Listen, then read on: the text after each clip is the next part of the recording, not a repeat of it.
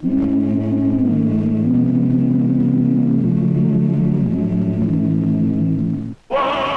Earp, Wyatt Earp, brave, courageous, and bold.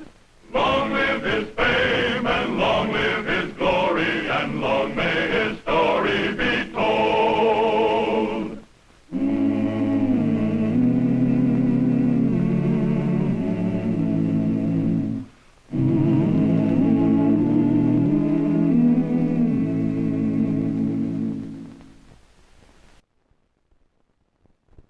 Wyatt Earp's greatest distinction as Marshal of Wichita, Kansas, was based on the fact that in 100 showdowns with armed lawbreakers, he preferred to disable an opponent rather than shoot to kill.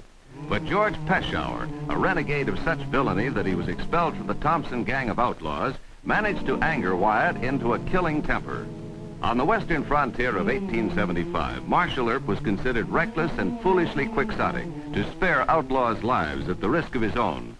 And in the case of George Peshour,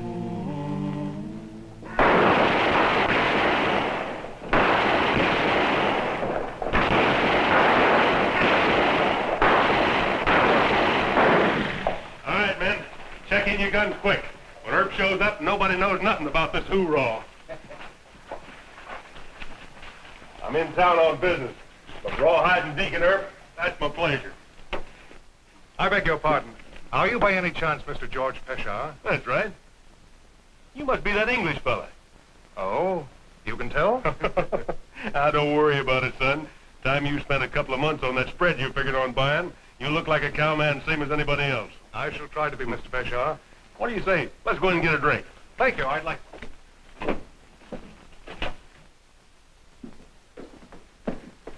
Well, if it isn't our Miss Prim. Sorry. We haven't one vacant room. Oh?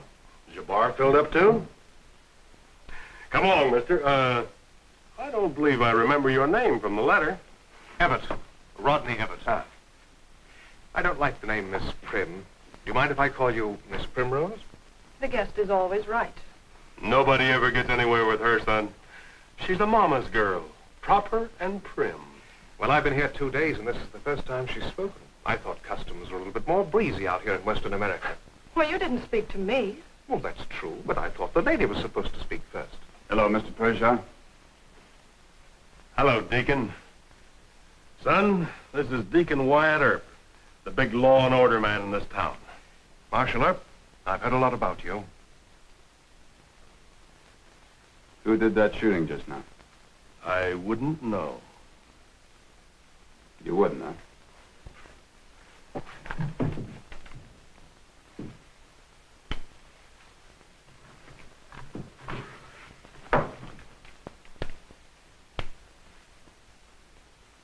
You're a liar.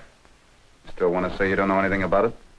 Look, Earp, you run it over me and Chad Pierce once in Ellsworth. Don't try it here. Now, you didn't see this shooting. Try and find a witness that'll say they saw me. You're still a liar. Now, gentlemen. Aren't those fighting words here in Western America? Come on, son. We got business to talk over. He's wearing guns. I'm not. I'll say that I saw him. Did you, Miss Coyle? No. But if it'll help you put him in jail, well, I'm morally certain that he and his crowd did it. So am I. But you stay out of this. Mr. Peshour is a real nasty man. Is that, Englishman a friend of his? I don't know. Mr. Evatt checked in yesterday. Well, they couldn't be friends. Mr. Evatt looks like a newcomer to me. Yes, he is. Well, I guess he's over 21. Say hello to your mother for me. Mr. Earp. Look, there's nothing I can do, Miss Coyle. But you know that man's going to cheat Mr. Evatt in some way. Why isn't Peshour the one that Ben Thompson refused to ride with anymore? Yeah? Then Mr. Evatt's in real danger. Well, he's liable to be bilked out of some money, yeah. Well, can't you warn him or tell him that... Look, the British are as stubborn a group as we have. A lot of them have bought ranches in Texas and Arizona territory. If they've been cheated, they kept their mouths shut and worked their own way out of it. Don't you worry about him. He'll be all right. You just help your mother take care of this hotel. No. two sections have year-round grass. The little stony creek runs right through the middle of the place. Well, it sounds ideal for cattle. She'll carry 5,000 head, easy. Well, where do I buy the cattle? From the same place you buy the ranch. George, Peshawar and Company. Good. Oh, that simplifies matters. I'd like to see the place. Could we ride down there today? Well, not today, son. It's 150 miles. 100? Well, that would be a bit of a gallop, eh? I say, young chappie, you must be a blinking Britisher. Why, yes, I am. Fancy that. And how's your fuddy-duddy old queen? You take that back and apologize to my friend. I'm apologizing to no one. Kings, queens, or even you. No. No, he's mine. Nor you.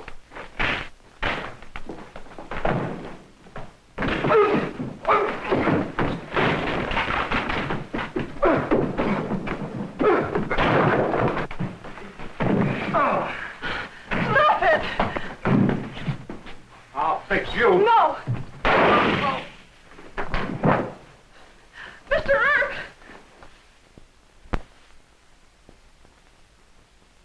You killed him. I had to. He'd have got you. Yes.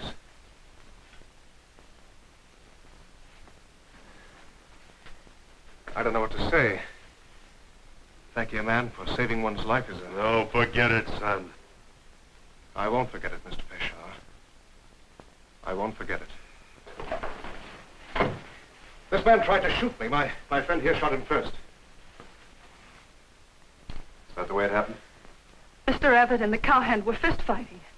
Then Mr. Evett knocked him down and he drew a gun from the rack. Mr. Peshawar shot first. With what? With this? You're under arrest. For saving my friend Evett? No, for not checking this. Marshal, it's obvious that... There'll be an inquest. You can tell your story then. Men, pick him up and carry him to Dr. Fabrique's office.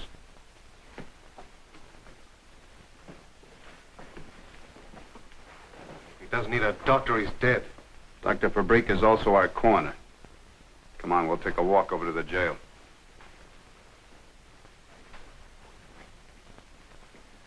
That marshal out of his mind. Mr. Peshawar saved my life, and now he's being arrested. It doesn't make sense. Well, you're the one who's addled. Addled? Oh? Peshawar's a killer. Why, he didn't care about saving you. He saw a chance to kill a man, and he took it. I beg to differ with you. And now, if you'll excuse me, I'll go bail for Mr. Peshawar. Wait. Just answer one question. Please. Of course. Is Peshawar trying to sell you something? A ranch and some cattle? You American woman. It's amazing.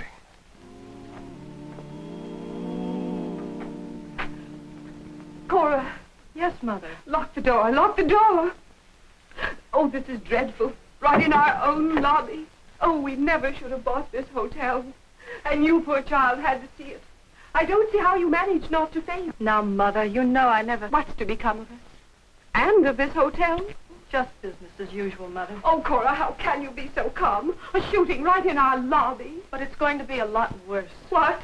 I just finished talking to Jed, and he said that... Jed? One of our bartenders, Mother. Oh, yes, Jed. He's one of our bartenders. Yes. He said that Mr. Evett is going to buy a ranch and a lot of cattle for 10,000 pounds. Why, Mother, that's almost $50,000. Oh, well, that boy has an extremely rich family in England if he wants to buy a ranch. But, Mother, he's dealing with George Peshawar. Oh. Oh. Is he the man who shot the other man? Yes. Oh, but the ranch deal, Cora, that's simply a business transaction. What on earth's worrying you? Jed says the ranch isn't any good, and that most of the cattle were stolen. Oh, dear. We can't let Peshawar cheat Mr. Evett.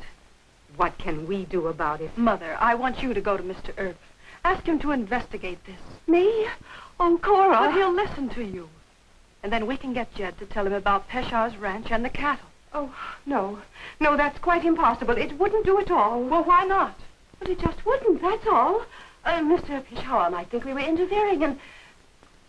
Well, it just isn't a matter that a lady can discuss. All right. I'm not a lady. Cora! Oh, I didn't bring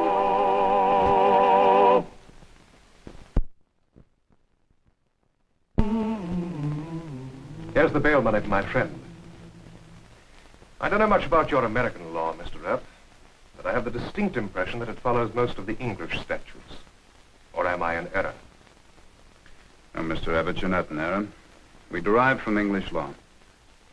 Then any offense less than murder is bailable. True. But killing a man in a gunfight is murder, technically. I say now, Mr. Earp, that's not quite cricket. You heard Miss Cora admit... Mr. Abbott, your friend's going to stay in jail until a coroner's jury exonerates him. Then it's obvious there's bad blood between you and Mr. Peshawar. Look, he's a killer, a cheat, and a rustler. Or I could use more profane terms, if you'd like. I suppose you have proof of what you say. Yeah, I caught him cheating at poker once. Now, that's only your word. Do you doubt my word? Mr. Peshawar defended me at the risk of his own life. I think I should defend him. Seems to me I'm obliged, you know. Yes, I think you're a liar.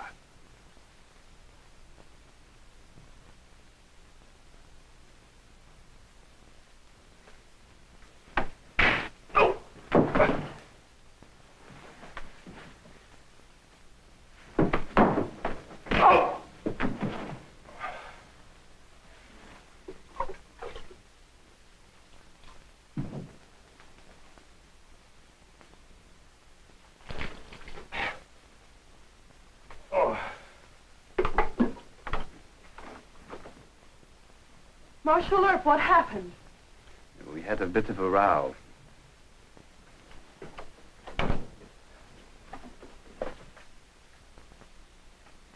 Why did you pick on him? Peshawar's the one that ought to have his head knocked off. It was a beautiful right punch. Maybe I should have called you out with revolvers. Are you good with them? Not too bad. I shot for England at the Bisley matches. Miss Primrose. I am sorry. I vaguely remember the scent of perfume, but I thought I was in the land of dreams. You still are, if you plan to deal with George Peshawar. Oh? You agree with Mr. Earp? Yes. If you'd only listen, you'd understand I'm why... sorry. I'm being stubborn, I know. It's a bad habit with us British. We're loyal to our friends.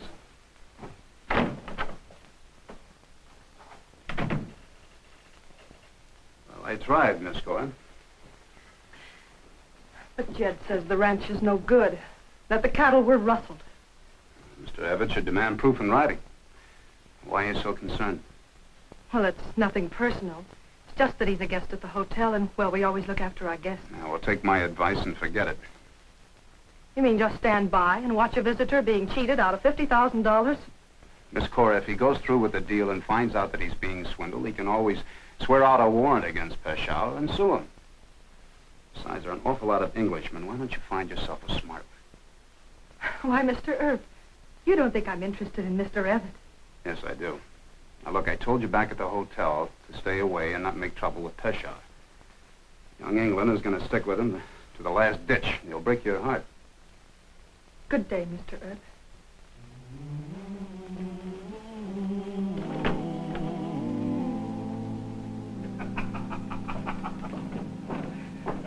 We sure made a monkey out of Earp. Justifiable homicide. Even old Dr. Bink gave him what for. I wasted the coroner's time. Hey, I've been waiting to ask you. Where'd you get that bruise on your jaw? Oh, a bit of a shandy-gow. Earp, he done it? Well, it's all over now. I suggest we forget about it. No, we won't forget it. Hey, Deacon.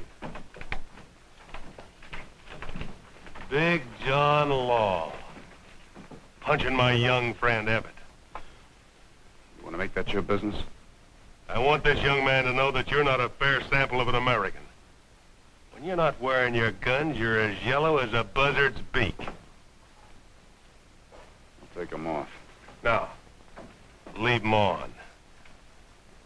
And when you and I meet, I'll be wearing mine. You do that. Is Mr. Earp afraid of you? You saw the way he acted, didn't you? Didn't seem afraid to me. Looked like he was trying to hold his temper. Just bluff, son, bluff. When I'm wearing my guns, the man that's not afraid of me is a fool or an idiot. Now, come on. Let's go wet our whistle. Talk about that cattle spread.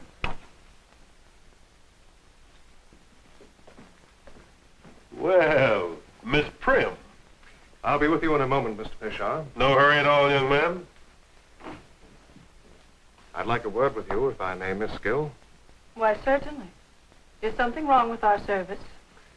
No, but there is something wrong with me. Oh? It's really quite important. Could we go into your parlor? Well, just for a moment. Mother's busy in the dining room, and I have to watch the desk. Just for a moment.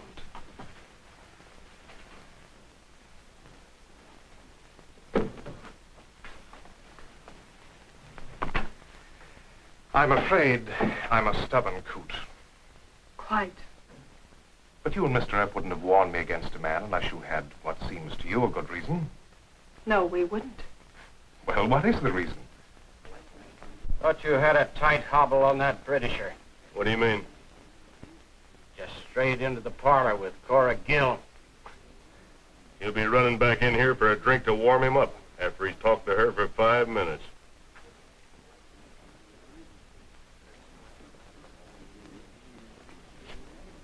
And Mr. Earp says that you should ask for proof of everything, in writing. I haven't any proof. You must think me quite a simpleton. I had no intention of buying from Mr. Peshar sight unseen.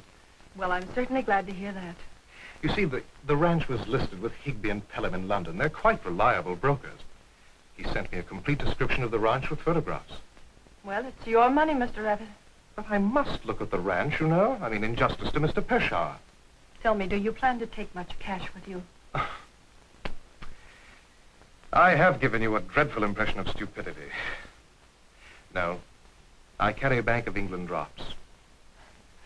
You're not stupid. Now, isn't that odd? What? Well, how happy I feel just to hear you say, I'm not stupid.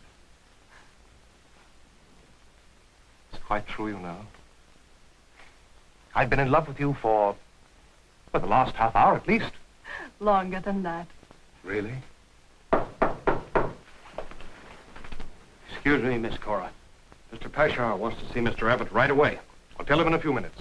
No. No, he mustn't get the idea You're that... quite right. You wait right here. I've got much more to say to you. And I've got a lot to think about.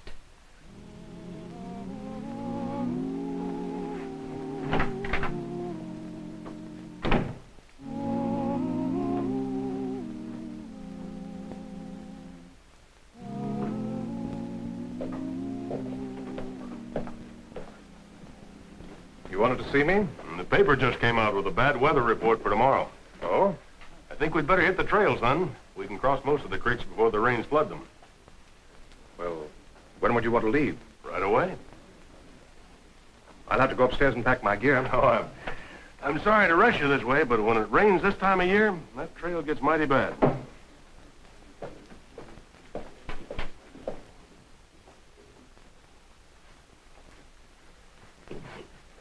Earp and his fool laws. Oh, Miss Cora, there's bad weather coming up. Mr. Peshar thinks we ought to go for the ranch right away.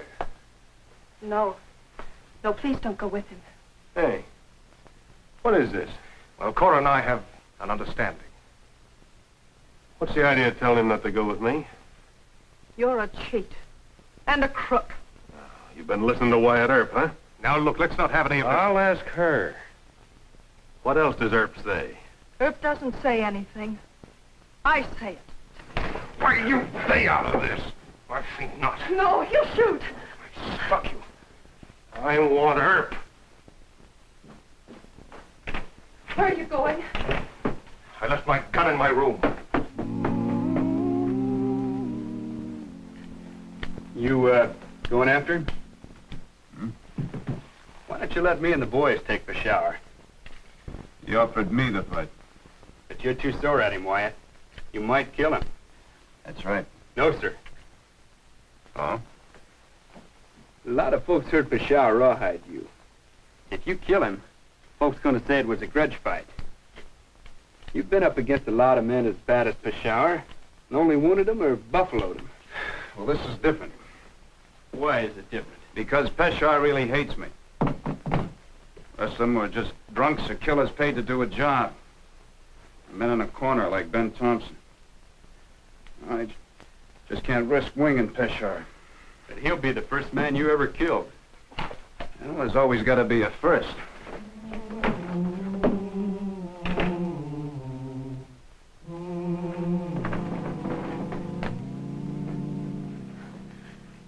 Oh, no, you're not. It's my job. It's not your job. The fight's between him and Mr. Earp. No, it's my fight. You can't do anything with a gun. Mr. Earp's been in 100 fights.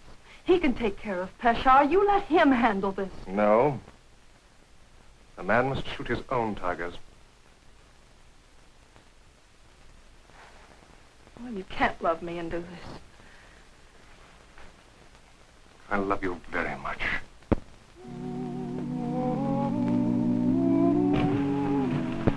Barney, you seen Wyatt Earp?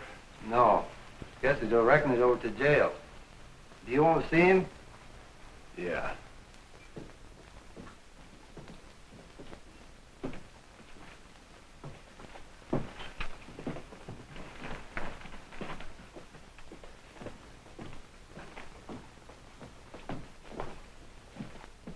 Yeah, I want to see him.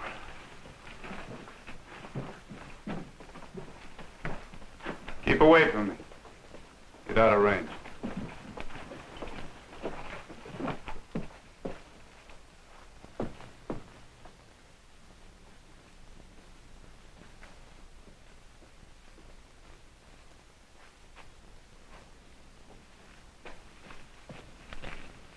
Mr. Evatt, stay out of this. I don't want you, stupid. I want Earp. No, I'm your man. I don't know the etiquette of these things, Mr. Peshawar. I advise you to go for your gun. All right. I'll take both of you.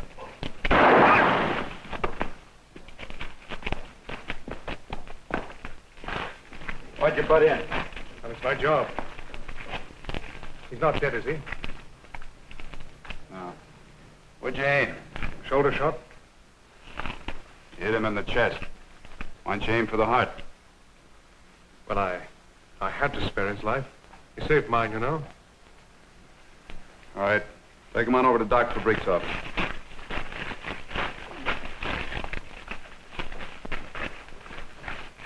Give me your gun. Oh. Of course.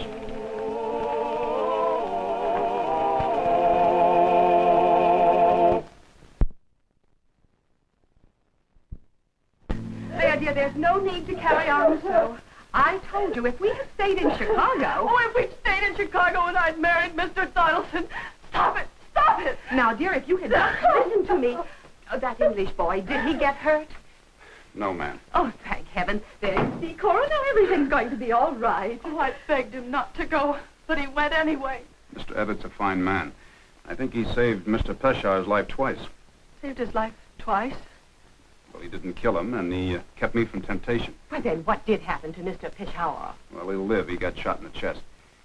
Miss Cora, I told you there were an awful lot of Englishmen, but I think you ought to stop looking. Did you put Rodney in jail? Have you no shame? A man who went out to meet a desperado. A man who might have saved your life. A man... Rodney. Oh, Rodney. Oh, Mr. Earp, you had him up your sleeve all the time. You know, he's so much like that boy in Chicago. Why, you know, I don't mean that Mr. Donaldson, though, but there was that other boy. Well, he cleaned up the country, the old Wild West country. He made law and order prevail. And none can deny it, the legend of Wyatt forever will live on the trail. Oh, Wyatt!